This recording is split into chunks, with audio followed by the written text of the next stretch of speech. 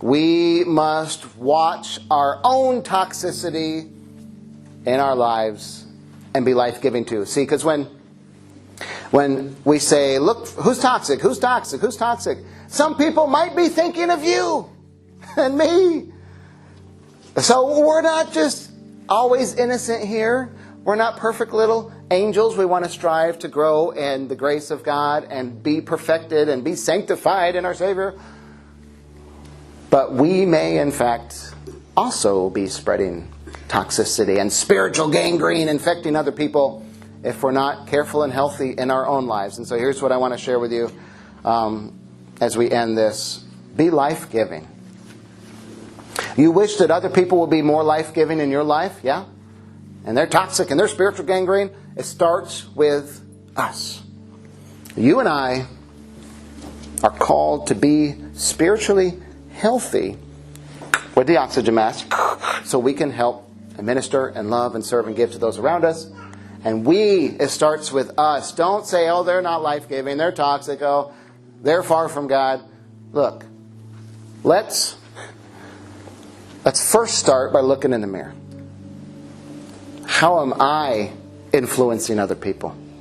What are my relationships like? What am I saying to other people? Next week we're going to talk about more toxic words that we share in our lives. And we got to get a grip on our tongue.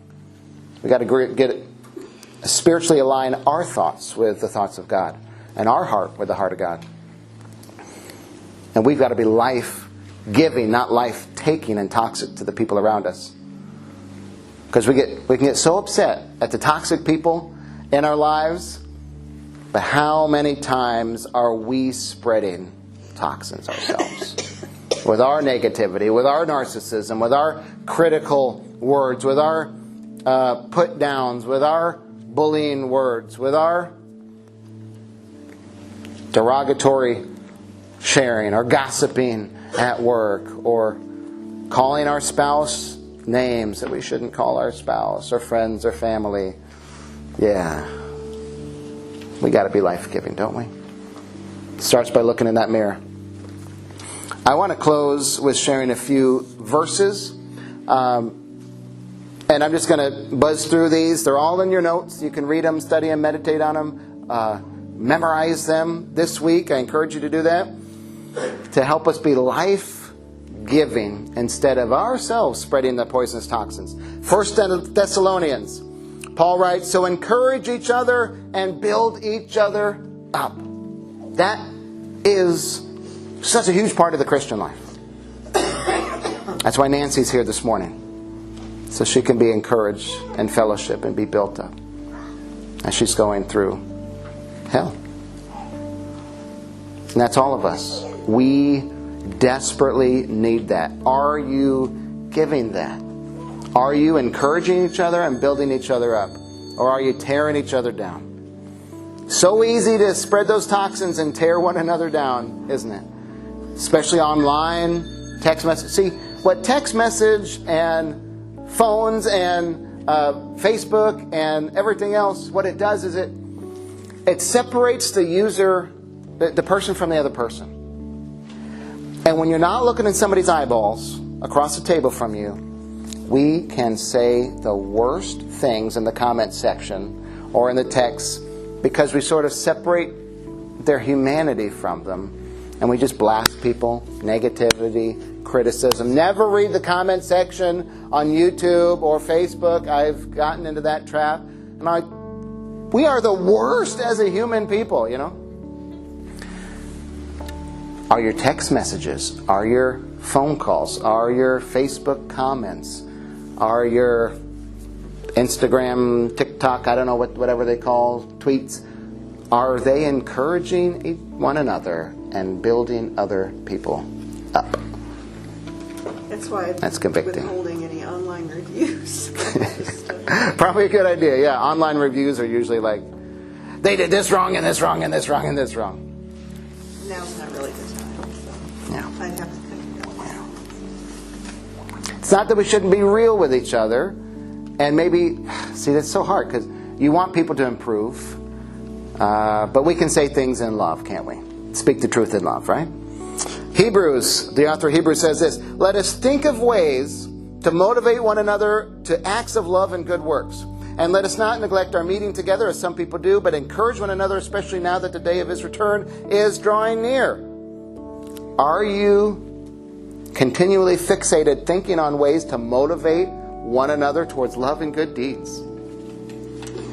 That's another huge part of the Christian life. That's a life-giving part of the Christian life. To motivate one another, spur one another on towards love and towards serving Jesus together. 2 Corinthians, Paul writes, He comforts us in all our troubles, so we can what? Comfort others. When they are troubled, we will be able to give them the same comfort God has given us. God has comforted us in our afflictions, difficulties. Other Christians have comforted you. Are you continuing that life-giving message, spirit, words, thoughts, deeds, to comfort other people in the same way that God and others have comforted you?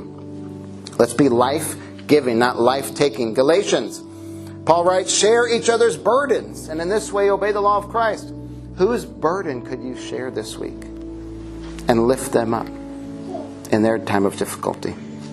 John says, now I give you a new commandment. Love one another. Just as I have loved you, you should love each other. Jesus says, love one another. Love one another, just as he loved you.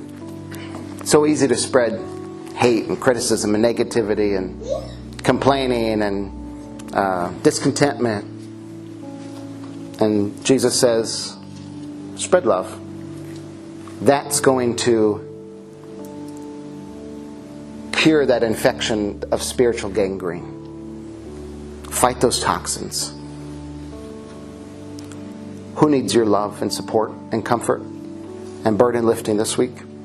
Last one, Ephesians. Paul writes, be kind to each other, tender-hearted, forgiving one another, just as God through Christ has forgiven you. Whew. Are you kind to one another? Are you tender-hearted? Are you hard-hearted? Are you mean? Do you do cutting remarks and sarcasm? Really cut people down? Drag their names through the mud? Gossip and slander, malicious, lie? And are you and I forgiving other people just as God through Christ forgave us? We could talk about forgiveness for a long time. That one is so powerful and so hard, but so powerful. But it's life-giving for not only that person, but especially for us to find forgiveness. Why? Because God, through Christ, forgave us of all our atrocities, all our sin.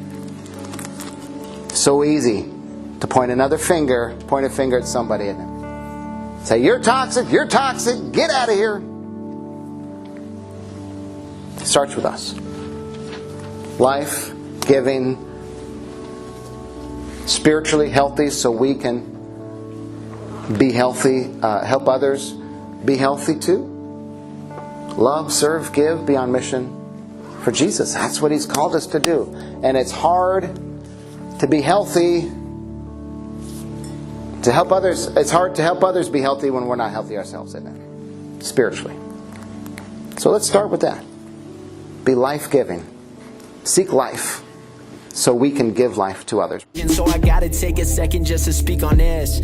I'm stuck in these habits that I can't seem to quit. I know there's a God, but I don't speak on Him enough. Life is full of poison, now it's seeping in my blood.